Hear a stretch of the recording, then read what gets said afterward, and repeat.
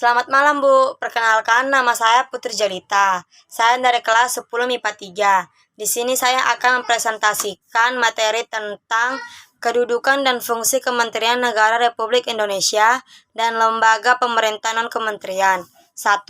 Tugas Kementerian Negara Republik Indonesia.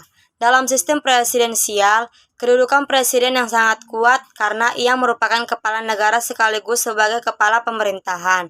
Dengan demikian, seorang presiden mempunyai kewenangan yang sangat banyak.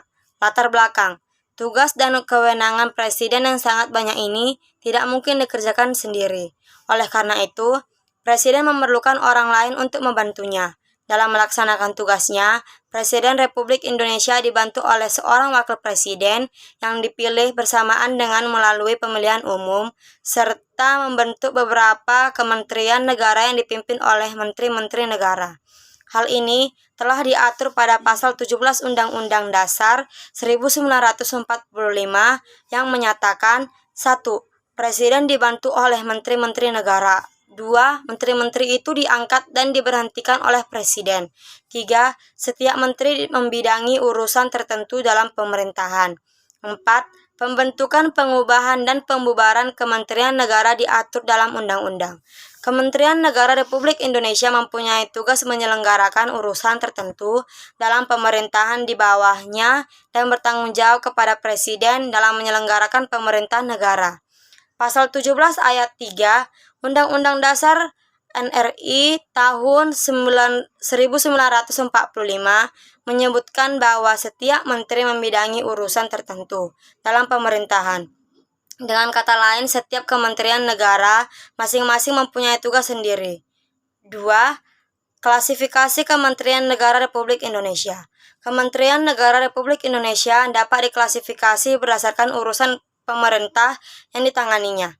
A. Kementerian yang menangani urusan pemerintah yang nomenklatur atau nama kementeriannya secara tegas disebut dalam Undang-Undang Dasar Negara Republik Indonesia tahun 1945. B. Kementerian yang mempunyai tugas penyelenggaraan urusan tertentu dalam pemerintah untuk membantu Presiden dalam menyelenggarakan pemerintah negara dengan upaya pencapaian tujuan kementerian sebagai bagian dari tujuan pembangunan nasional. C. Kementerian ini menangani urusan pemerintah dalam rangka penajaman koordinasi dan sinkronisasi program pemerintah. Selain 3 klasifikasi itu, ada Kementerian Koordinator. Kementerian Koordinator bertugas melakukan sinkronisasi dan koordinasi urusan kementerian-kementerian yang berada di dalam lingkup tugasnya. Kementerian Koordinator terdiri atas beberapa kementerian sebagai berikut. 1. Kementerian Koordinator Bidang Politik, Hukum, dan Keamanan.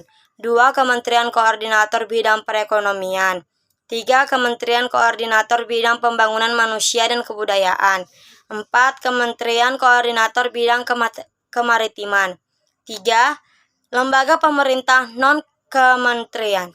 Lembaga Pemerintah Non-Kementerian atau LPNK yang dahulu namanya Lembaga Pemerintah Non-Departemen. Lembaga pemerintah non-kementerian merupakan lembaga negara yang dibentuk untuk presiden dalam melaksanakan tugas pemerintah tertentu.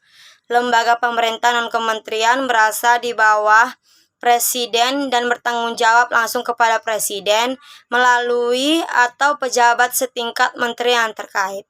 Itu saja Bu presentasi dari saya. Selamat malam Bu. Terima kasih.